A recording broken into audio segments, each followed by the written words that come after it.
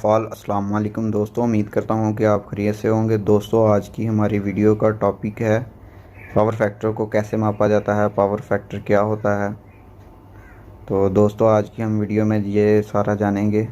तो चलते हैं वीडियो की तरफ। वीडियो स्टार्ट करने से पहले अगर आप मेरे चैनल पे नए हैं और मज़ीद इलेक्ट्रिकल के रिलेटेड वीडियो देखना चाहते हैं तो मेरा चैनल इलेक्ट्रिकल इन्फो सब्सक्राइब कर दें और बेल आइकॉन को प्रेस कर दें ताकि मेरी नई आने वाली वीडियो आप तक जल्द से जल्द पहुंच सके।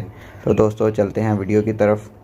पहले करते हैं पावर फैक्टर की तारीफ। पावर फैक्टर क्या होता है? पावर फैक्टर जब हम किसी मोटर या किसी और आलात को सप्लाई देते हैं तो जो एसी करंट की वेव फॉर्म होती है उस वेव फॉर्म में डिस्टेंस आ जाता है और उस डिस्टेंस को हम पावर फैक्टर कहते हैं। तो दोस्तों, आपको याद रहे कि ये पावर फैक्टर बस एसी करंट का होता है, डीसी करंट का नहीं होता। पावर फैक्टर बेसिकली दो वर्ड्स का कॉम्बिनेशन है, एक पावर और दूसरा फैक्टर। पावर तो सिंपल आप जानते ही होंगे। मैं आपको फैक्टर का बताऊंगा। फैक्टर इंग्लिश ज़ुबान का लफ्ज़ है जिसका मतलब रेट यानी रेशो।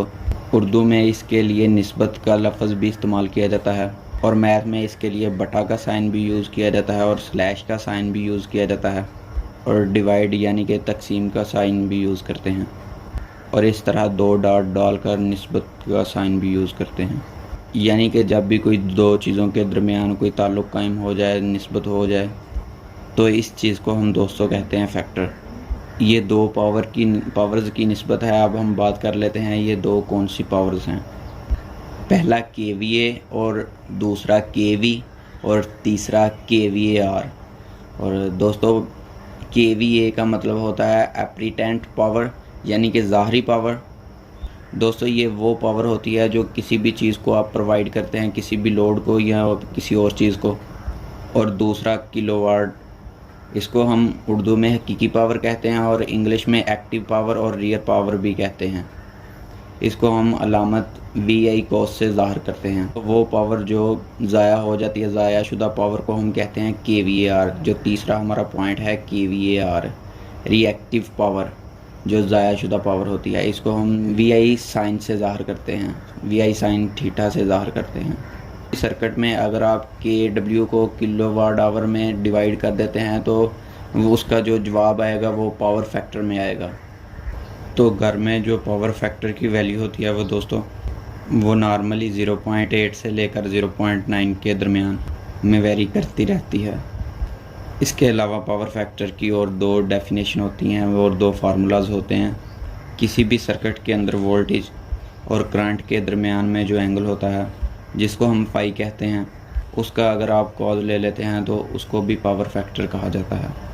और यहाँ फिर किसी इलेक्ट्रिकल सर्किट के अंदर रजिस्टर और इम्पीडेंस की जो रेशो होती है उसको भी हम कॉल फॉर यानी कि पावर फैक्टर कहते हैं।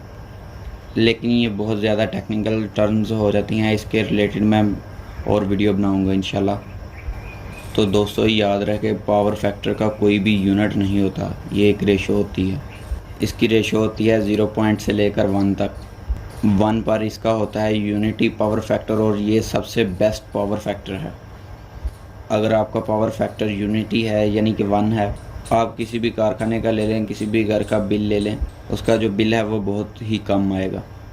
और 1 के पीछे इसकी वैल्यू आहिस्ता आहिस्ता कम होती है, जैसा कि आप देख रहे हैं 0.1, 0.2, 0.3, 0.8, 7, 6, 5 और करते करते ये 0 तक आ जाती है।